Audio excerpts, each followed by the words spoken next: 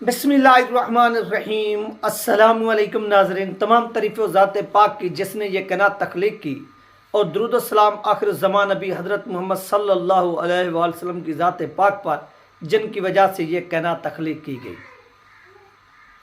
नाज़रीन, आज की वीडियो में हम बात करेंगे, एक बहुत बड़ी गिरफ्तारी हुई है, और ये गिरफ्तारी किसकी हुई है, क्यों हुई है, इसके पीछे राज क्या है, और उस जर्नल के बारे में भी आपको बताएंगे कि जिस जर्नल ने टीएलपी को धमकियाँ दी थी, और धमकियाँ किस वक्त दी थी, क्यों दी थी, ये तमाम चीज़ें आप लोगों के साथ इस वीडियो के अंदर शेयर होगी। चैनल पर नए हैं तो इसको लाजमी सब्सक्राइब करें, वीडियो को शेयर करें और कमेंट्स भी करें। जितनी बहन भाई देख रहे हैं, ये आपसे रिक्वेस्ट है। सबसे पहली बात नाज़रीन, हम बात कर लेते हैं सुप्रीम कोर्ट ऑफ पाकिस्तान की। वहाँ पर मुबारक सानी कादियानी केस के हवाले से इन जो 3 हफ्ते का टाइम दिया गया था कि 3 हफ्ते के बाद अगेन जो है इसके ऊपर समात होगी, समात के लिए यानी हम इसको मुकर्रर करेंगे। तो आज 18 तारीख हो गया है, और 26 तारीख को गालबान ये डिसीजन आया था, ऐसे लगता है, या यानी 22 तारीख को, पता नहीं 26 तारीख को, इस तरह से कोई डेट थी। ओवरऑल देखा जाए तो ऐसे समझ लें कि चांद जो है ना वो घंटे बाकी रहते हैं। 19 के बाद या 19 को इसके ऊपर दोबारा जो है ना वो समाप्त होनी है। और मैंने इसे गूगल पर सर्च भी किया कि इस केस का नंबर लगा है या नहीं लगा। अभी तक जो है ना इस हवाले से कोई खबर सामने नहीं आ रही कि सुप्रीम कोर्ट ऑफ पाकिस्तान ने इस केस के हवाले से, या दूसरा जिस तरह वो केसों की नंबर लगते हैं कि फ़लाँ केस जो है ना इतने बजे स्टार्ट होगा, इतने बजे अख्ताम पजीर होगा, तो अभी तक ये चीज़ सामने नहीं आई। क्यों नहीं आई, या इसके अंदर मज़ीद डिले किया जा रहा है, ये भी कोई ख़बर सामने नहीं आ रही। ये जैसे सामने आएगी इंशाल्लाह ये भी आप लोगों को ऐसे समझ लें शेयर होगी आप लोगों के साथ। दूसरा, इस केस से पहले जो गिरफ्तारी हुई है वो गिरफ़्तार कौन हुए हैं, इसके ऊपर बात कर लेते हैं। सबसे पहली बात नाज़रीन कि टीएलपी ने जब आसिया मलूना को पाकिस्तान से रिलीज़ किया गया, रिहा किया गया, वो भी 2010 से गिरफ़्तार थी, अरेस्ट थी, और उसको छुड़वाने के लिए जो उस वक्त के पंजाब हुकूमत के गवर्नर थे, यानी पंजाब के जरदारी के लगाए हुए, जरदारी के काफ़ी दोस्त थे। जरदारी वो जरदारी जो अब पाकिस्तान का प्रेसिडेंट बना है, जिनको वोट अवाम ने नहीं दी, यानी अवाम ने वोट दिया टीएलपी को, और काउंट हुआ, गिनती हुआ उनके हक़ में।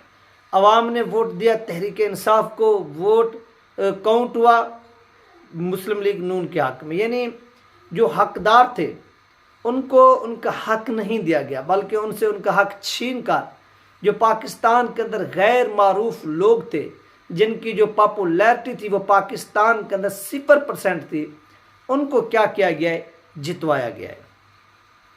तो इस चीज़ का अफसोस भी होता है। तो इसी जरदारी ने उसको गवर्नर पंजाब लगाया, और वो जैसे गवर्नर पंजाब लगता है और उसको किसी तरह यूरोपीय यूनियन कोई लालच दे रही थी इस तरह से, तो ये उनकी लालच के ऊपर जाता है, और जाकर उस कैदी के साथ क्या करता है कि आसिया मलूना के साथ जाकर तस्वीरें बनवाता है। जब तस्वीरें बनाता है तो फिर वो कहता है कि 295C का जो कानून है वो एक काला कानून है, और इसको क्या होना चाहिए, हज़फ होना चाहिए पाकिस्तान के इस आइन से। यानी उसको लॉन्च किया गया यूरोप की जानिब से, और वो यहाँ पर मुतहरिक भी हुआ, और वो काम भी कर रहा था, और लोग उसे शाबाश भी दे रहे थे। एनजीओज़ भी उसके साथ खड़ी थी जो ह्यूमन राइट के नाम पर बनी हुई हैं, जिनको पाकिस्तान के अंदर तो ह्यूमन राइट नज़र नहीं आता, या नज़र आता है इसके ऊपर कभी वो क्या कहते क्या, लेकिन फ़लस्तीन के अंदर इनके ह्यूमन राइट नज़र नहीं आ रहा जो कुछ वहाँ पर हो रहा है। तो नाज़रीन क्या होता है कि उस गवर्नर का जो इस तरह से इख्तिताम हुआ वो भी आपकी आंखों के सामने है, और वो गवर्नर जरदारी का लगा हुआ था, और जरदारी आज फिर पाकिस्तान का प्रेसिडेंट है, और फिर आज वो शहबाज की हुकूमत है। यानी ये तमाम लोग जो हैं ये आपस में मिले हुए हैं, और मिलकर क्या कर रहे हैं, एक गवर्नमेंट जो है ना वो अपनी चला रहे हैं। तो इनकी गवर्नमेंट भी चल रही है, और इस तरह इनसे ये तवक्को अपना रखें कि ये कोई पाकिस्तान के हक़ में अच्छा फ़ैसला होने देंगे या करने देंगे, बल्कि जो भी बुरा डिसीजन होगा ये उसके साथ खड़े होंगे। और जब आप देखेंगे इसी सुप्रीम कोर्ट ऑफ पाकिस्तान ने गाजी मुमताज़ कादरी की फांसी के ऊपर फ़ैसला दिया, तो ये कहते थे कि ये कोर्ट का फ़ैसला है, और इसके ऊपर इम्प्लीमेंट करना ये हमारी मजबूरी है, अमल दरामद ये नहीं करना हमारी मजबूरी थी। हम सरे खम जो है ना वो तस्लीम करके इसको एक्सेप्ट किया, हमने इसके ऊपर अमल दरामद किया, इसमें हमारा किसी किस्म का कोई कसूर नहीं। ये किसने कहा? ये शहबाज शरीफ ने कहा, ये नवाज शरीफ ने कहा। तो इसी शहबाज की हुकूमत होती है। तो इससे पूछे जाए कि जब सुप्रीम कोर्ट ऑफ पाकिस्तान ने ये हुक्म दिया कि पंजाब के अंदर और KPK के अंदर इलेक्शन कराए जाएं, तो उस वक्त आपने इलेक्शन क्यों नहीं कराए? यानी जब अपनी ज़ात का मामला होगा, अपनी ज़ात का सब कुछ होगा, उस वक्त सुप्रीम कोर्ट के फैसले को ये डालेंगे रद्दी की टोकरी में। जब यूरोप को खुश करना होगा और मुसलमानों का मामला होगा, तो उस वक्त ये सुप्रीम कोर्ट ऑफ पाकिस्तान के फैसले के ऊपर क्या करेंगे? इम्प्लीमेंट करेंगे। बताने का मकसद ये है कि अब ये दोबारा जो है ना वो इक़्तिदार पर आ चुके हैं, और इक़्तिदार में आकर ये मज़ीद क्या कुछ करेंगे वो भी आपकी आंखों के सामने आ जाएगा। और अब नाज़रीन, जो जनरल फैज़ हमीद साहब है, आसिया मसीहा से ये बात उधर आगे चल गई थी। जनरल फैज़ हमीद साहब जो हैं, जब आसिया मसीहा को रिलीज़ किया गया, TLP पंजाब असम्बली के सामने माल रोड के ऊपर धरना दे के बैठी हुई थी, तो यहाँ से अल्लामा खादिम हुसैन रिजवी रहमतुल्लाह अलैह की बनाई हुई जो कमेटी थी, जो टीम थी, वो हुकूमत से मुज़ाकरात करने के लिए जाती है।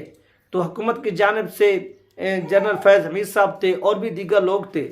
तो वहाँ पर जनरल फैज़ हमीद साहब ने कहा कि आप यहाँ से इज़्ज़त के साथ उठकर चले जाएं, नहीं तो हम आपको यहाँ पर भून डालेंगे। ये उस वक्त जर्नल थे, अरूज पर थे, ताकत थी, इनके पास सब कुछ था, ताकत यानी साजो सामान था, सब कुछ था। तो उस वक्त ये बड़े ऐसे समझ लें कि लहजे में, तकब्बर में बात करते थे। आज इनका जो तकब्बर है, जो लहजे, यानी जब तक कुर्सी होती है, कुर्सी की ताकत होती है, तो आप इंसान को इंसान ही नहीं समझते। जो ज़बान यानी मुंह में आया वो बोल दिया, क्योंकि उस वक्त ये खुद को ज़मीनी खुदा समझते हैं। और आज इसका जो भाई है नजफ हमीद, उसको एंटी करप्शन चकवाल ने क्या किया है? अरेस्ट किया है, गिरफ्तार किया है। यानी आज ये शख्स, यानी कल पाकिस्तानियों को, मुहिब्बे वतन लोगों को मारने वाला और मारने की धमकियां देने वाला, आज अपने भाई को एक कैद से भी न बचा सका। और इसका जो भाई है नजफ हमीद, वो क्या हो चुका है? अरेस्ट हो चुका है।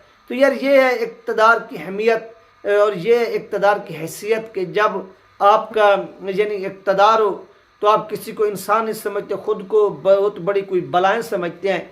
लेकिन जब आप इक़्तिदार से निकलते हैं तो लोग जो हैं वो आप पर थूकते हैं, लोग आपको गालियां देते हैं, आपकी जो अहमियत है वो 0% सिफर हो जाती है।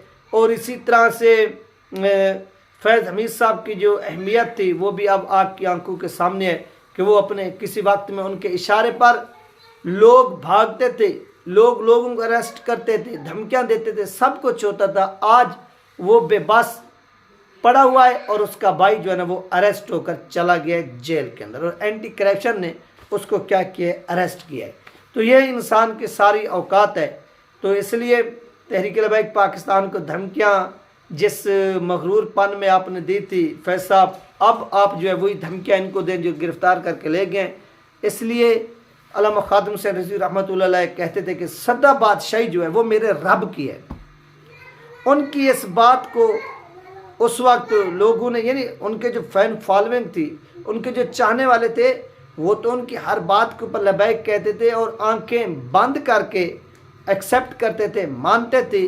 और आज उनके ना, यानी जो उनसे इख्तलाफ रखते थे नज़रियाती तौर पर, सियासी तौर पर, आज वो भी उनकी बातों को क्या करें? मान रहे हैं, एक्सेप्ट करें कि वाकई उस मर्द कलंदर ने जो जो एक लफ्ज़ भी बोला वो हकीकत साबित हो रहा है, वो सच साबित हो रहा है। और हम लोग अपनी आंखों से देख रहे हैं कि उन लोगों के साथ क्या क्या हो रहा है जो किसी दौर में बड़ी बड़ी धमकियां देते थे और आज वो खुद अपने भाई को भी ना बचा सके।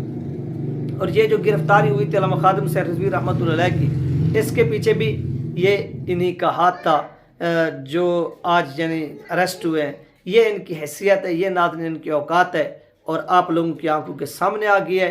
बाकी जब तक इक़्तिदार होता है तो ये अपने आप को बड़ी बलाएं समझते हैं, जब इक़्तिदार चला जाता है तो इनकी फिर छुट्टी हो जाती है। और ये गिरफ्तारी हुई है। अब जस्टिस काजी फैज़ल साहब जो हैं वो फिर इनके ऊपर भी हाथ डालेंगे जब वो फैज़ाबाद का जो डिसीजन है वो सुनाया जाएगा। वो डिसीजन कब आता है ये भी ऐसे समझ लें कि चंद दिन जो है ना वो बाकी वो डिसीजन भी आ जाएगा और उसके ऊपर किन किन लोगों को पनिशमेंट दी जाती है वो भी आपके सामने आ जाएगा। वो जैसी डिसीजन आएगी इंशाल्लाह आप लोगों के साथ शेयर होगा। अपना ख्याल रखिएगा, मुझे दो में याद रखिएगा। मिलते हैं नेक्स्ट वीडियो में। अल्लाह हाफ़िज़।